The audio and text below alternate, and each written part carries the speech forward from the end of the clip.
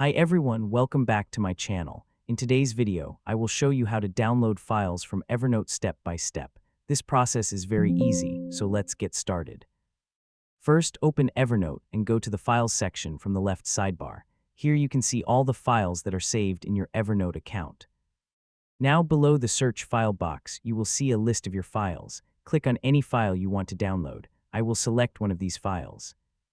After selecting the file, the details will open on the right side. If the file cannot be previewed, Evernote will display a message saying couldn't preview file. Don't worry, this is normal for some file types. Now simply click the Download File button. Your browser will start downloading the file automatically. After the download is complete, you can open the file from your computer's Downloads folder. Let's select another file from the list below the search box.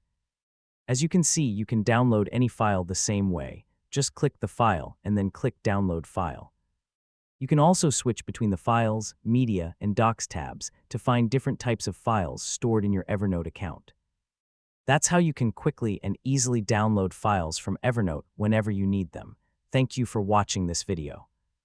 If you found this tutorial helpful, please like this video, share it with your friends, and subscribe to my channel for more Evernote tutorials. See you in the next video. Goodbye.